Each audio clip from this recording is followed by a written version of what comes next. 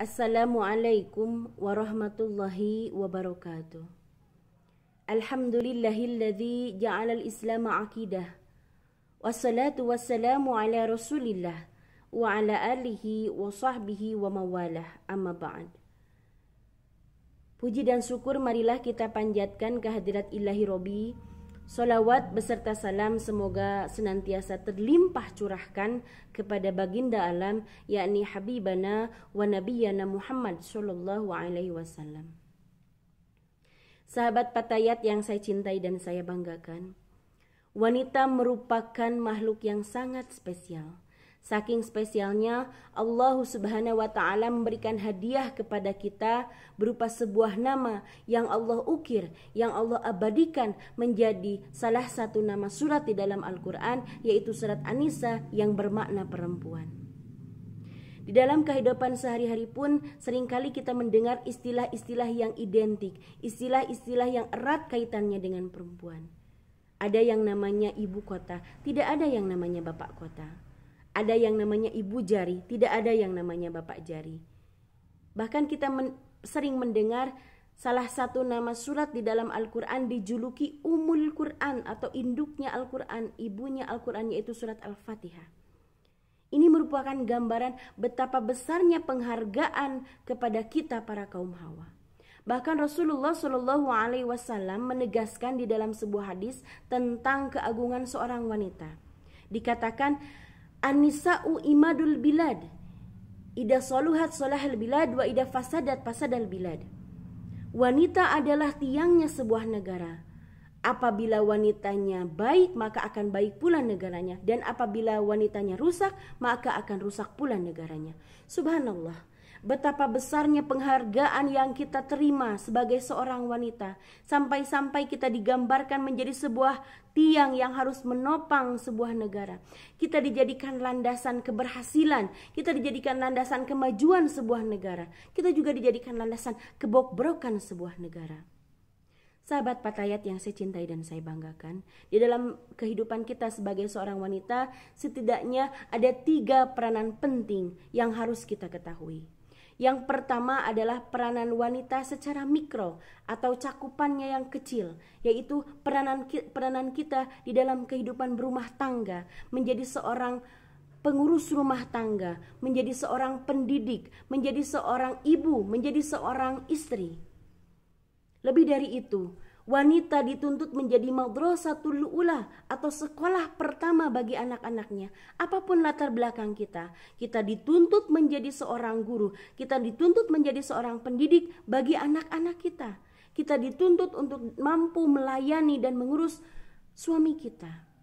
Dahulu kala Rasulullah Shallallahu Alaihi Wasallam pernah didatangi beberapa orang wanita yang bertanya tentang solusi untuk berjihad bagi para kaum wanita. Lalu apa jawaban Rasul? Rasul berkata, jihadul mar'ati fi baitiha.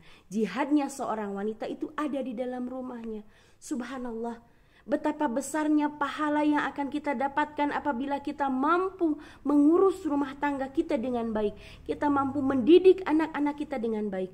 Mampu melayani, mengurus suami kita dengan baik. Sampai-sampai pahala mengurus rumah tangga ini disamaratakan dengan pahala berjihad. Yang kedua, para sahabat Patayat, peranan wanita itu secara makro, yaitu cakupannya lebih luas. Peranan wanita di dalam masyarakat, peranan wanita di dalam berbangsa, peranan wanita di dalam bernegara, sebagai seorang social agent, sebagai seorang national agent, atau sebagai penggerak bangsa.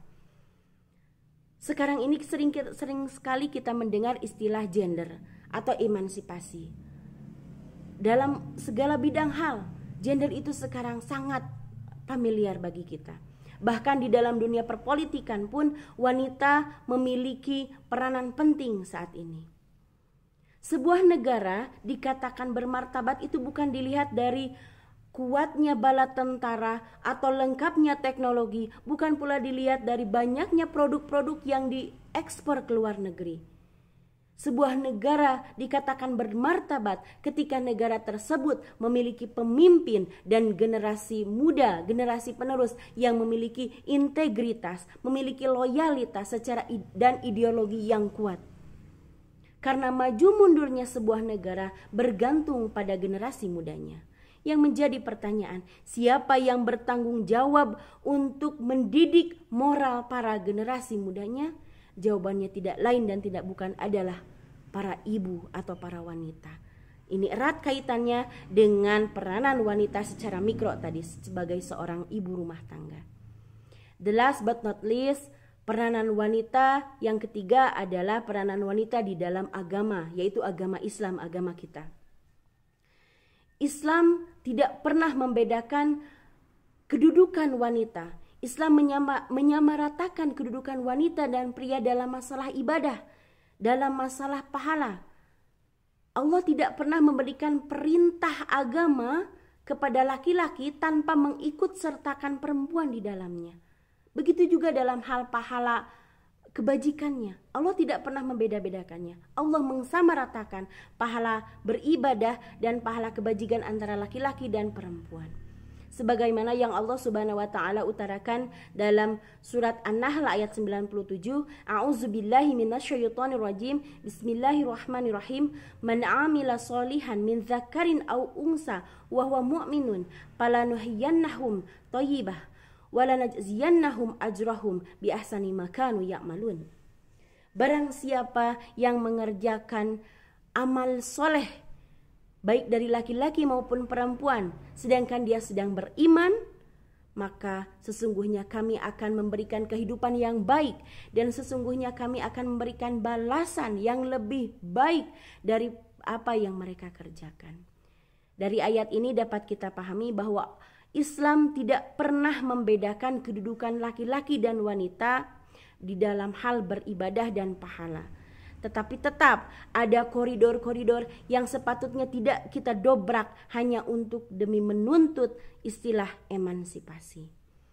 Sahabat Patet yang saya cintai dan saya banggakan, mungkin itu saja yang dapat saya sampaikan. Mohon maaf apabila ada kesalahan. Khudma sopa wa zama kadar. Wallahul muwaffiq ila aqwamit thoriq. Wassalamualaikum warahmatullahi wabarakatuh.